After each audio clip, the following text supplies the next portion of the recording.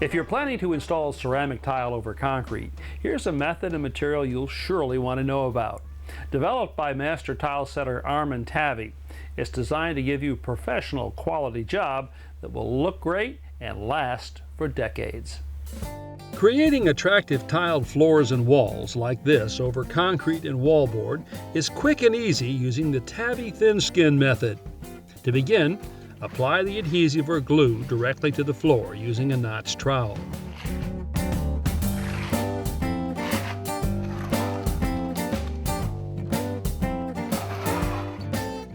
In this example, we're going to coat the wall with the same adhesive. While the glue is still wet, lay this fiberglass reinforced paper on top of the adhesive. The joints can be overlapped or butted. The paper bonds securely to the glue, and the glue adheres to the concrete underneath. Paper is also applied to the wall, ensuring that regardless of the condition of the wallboard, the tile that will eventually go on top will be securely and permanently bonded. For the wall tiles, we're using a premixed mastic applied with a notched trowel. Check the instructions on the mastic container for the correct trowel notch size. This 2-inch square tile comes in 12 by 12 mats that are simply pressed into the mastic. Notice that Armen Tavey, creator of the thin skin system, starts at the bottom and works upward to prevent the tile sheets from sliding down when they're placed on the wall.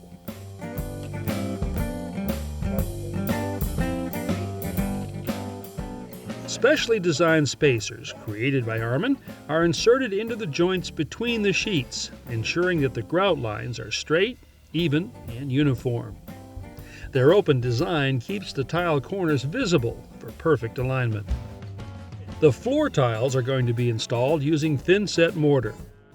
The powder is emptied into a bucket and first mixed to blend the dry ingredients. Then, Armen slowly adds water until the mixture is smooth, lump-free, and about the consistency of sour cream. The mortar is applied to the reinforced paper as a thin skim coat that conditions the paper for a heavier application that will follow. After the skim coat dries, a second coat of mortar is applied using a notched trowel. The trowel is held at a consistent angle, and the notches leave ridges of mortar that are uniform in height, ensuring that each tile is fully supported by the mortar underneath. The tiles, in this case 6-inch squares, are pressed into the mortar bed. Now notice how Armen slides the tiles from side to side, flattening the mortar ridges underneath and distributing the cement evenly across the back of the tile. A few taps from a mallet further ensures a good bond. Since they float, Armen often keeps his tile spacers in a bucket of water. Here, as on the wall, the spacers ensure joints that are consistent and straight.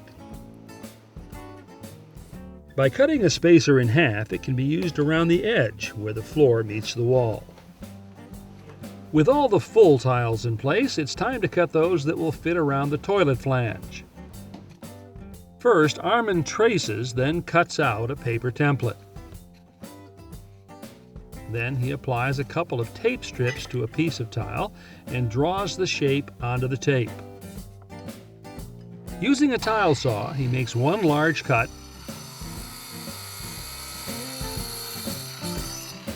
then several smaller ones up to the line.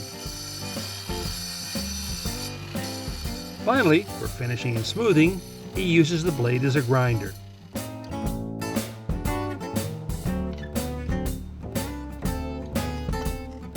Sometimes the thin-set mortar can squeeze up between tiles, leaving no room for the grout that will soon be applied.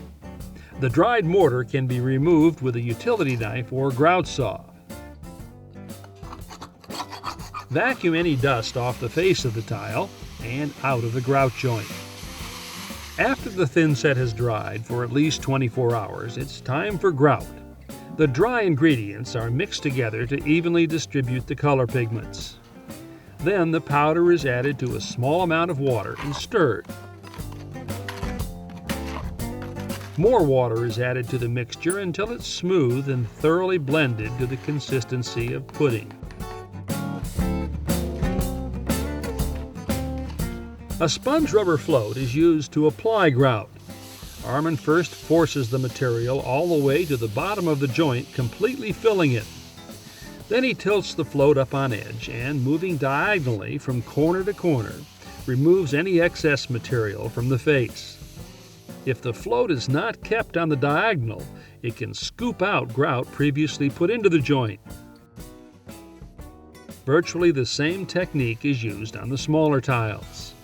The grout is then left to dry, about 45 minutes to an hour, until the material is firm in the joints and a dry haze is visible on the face of the tile. At this point, it's time to clean off the remaining grout using a grout sponge dipped in water. We're going to take about 80% of it out and leave some behind. We're going to take the sponge and just coat it over the tiles. The tile will usually need to be washed 2 or 3 times. Turn the sponge over when one side becomes dirty and rinse it frequently.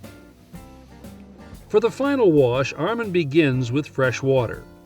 As he wipes the tile, he tips the sponge up so that just the edge is in contact and makes long strokes, lifting the sponge at the end and then presenting a clean edge for the next stroke. The tile saw can be used to create a custom-sized sponge, ideal for getting into corners like this one where the floor meets the wall. Once the tiles are thoroughly dry, any remaining haze is removed with a soft cloth. So if you're planning on tiling over concrete, now you know what to use and how to do it.